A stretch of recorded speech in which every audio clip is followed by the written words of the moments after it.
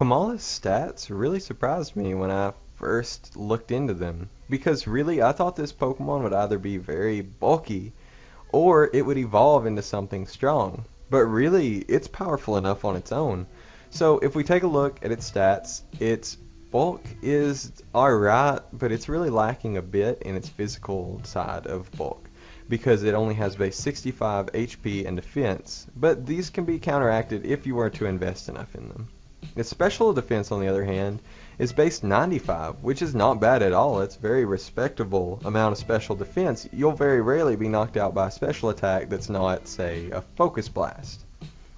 His attack is actually base 115, which is pretty stellar for a Pokemon that doesn't evolve and is at its max stage. That's actually really high for a stat. Its special attack at base 75 is actually fairly high, but it's really not usable because there's not really a reason to use it over your physical attack unless you just wanted to surprise your opponent, maybe. And then 65 base speed, while at first may sound slow, could actually mean that you would outspeed a ton of your opponent's Pokemon if they ran a lot of, say, base 60 Pokemon, or if they ran a lot of bulky Pokemon, as long as you invested enough speed. So, Komala is a normal type, which is the most basic type in the game. That means it has one weakness in fighting, and it has one resistance in ghost. Every other type does neutral damage to him, but his ability is where I think he'll shine the brightest. Comatose means that he is constantly in the state of sleep. He cannot be statused otherwise. So that means he can use moves like Snore and Sleep Talk, which there's no reason to, but he can still use them even though he doesn't have the actual sleep status. But more importantly, he cannot get statused, he cannot get paralyzed, he cannot get burned, and he cannot get poisoned. Which means that suddenly he could be either a very effective wall or a very strong Pokemon that can't be burned at all, and so his attack cannot drop. So the first set I had for this little adorable koala, honestly, is a leftover set, and the spread of its EVs may seem a little specific at first, but I'll try to explain that a little better. So a Jolly Nature boosts your speed while reducing your special attack. You'll have 220 in your speed, 252 in your attack, so max out your attack, and then 36 in your HP. And what this means is you'll be able to outspeed any base 60 Pokemon without any doubt. You'll be able to outspeed a Jolly max speed Incineroar. And this can also help a lot with uninvested Pokemon of higher speeds because they don't expect Komala to outspeed them. So having this much invested can really help you, because outspeeding your opponent with a Pokemon with base 115 attack is very, very useful because you're probably going to get off a lot of damage. So for this set, I thought setup would be the best because you can't get burned, you can't get paralyzed, so there's no reason not to set up if you switch in on something that can't do a lot of damage to you. So Bulk Up or Swords Dance are your two options. Bulk Up is good because it adds a lot to your defense that's actually lacking and makes you a lot harder to kill because you can't be toxic, which is so huge. His ability is so good for what he can do. Swords Dance is if you just want to run damage, and if you run Swords Dance, I would almost recommend maxing out your speed and just dropping the rest of your HP. That way you're guaranteed to outspeed more Pokemon, or at least have more of a chance of doing so. Return is your best stab. At first I thought Facade may be amazing, but I later remembered that Facade doesn't work with sleep status, which is very sad because a base 140 power move that this Pokemon could constantly use would be just a little broken. Apart from that, you really just need two coverage moves, and the main moves you'd want to pick from this are Earthquake, Rock Slide, Wood Hammer, and Play Rough.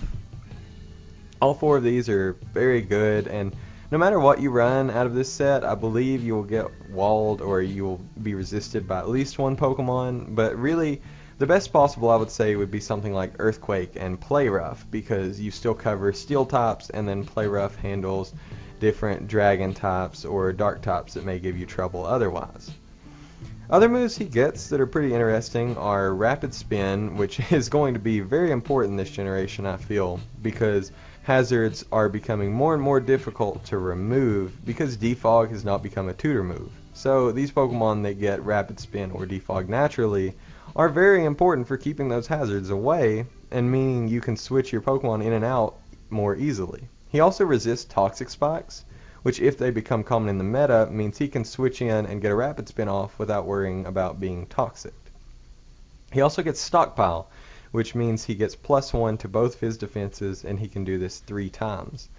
This move is run by a lot of bulky Pokemon that don't tend to have offensive presence, such as Cradily, or Cradily, however you prefer to pronounce it. I'm not sure. I've actually never really heard people pronounce its name. But back on the topic of the little koala on screen, Stockpile could be very useful on him because he can't be poisoned. He can't be broken down with something that's not either a critical hit or probably a fairly strong fighting type move if you were to get all those stockpiles up. Past this, Yawn could be useful for putting your opponents to sleep or forcing them to switch out lest their Pokemon fall asleep. You could also run Brick Break for fighting type coverage. Even though it's not the strongest move in the world, there may be a lot of normal types or dark types running around in the metagame depending on who's preferred, so it might be a good move to use. Acrobatics is more situational. If you were to lose your item, you would have a very strong flying type move on your hands, but really I don't see a lot of situations in which this Pokemon will use up its item. He gets Sucker Punch, so a form of priority is always nice. Sucker Punch did get a slight nerf. It's now 70 base power instead of 80, so it's not as good, but it could still be useful for picking up kills on Pokemon like Mimikyu. And finally he gets Wish, which obviously heals you 50% of your health, and that's also a very good thing to pair with things like Stockpile and make him very, very, very annoying to break down. The next set I have is a Speedy set, and this set reminds me of a lot of Furfros that were run in the last generation.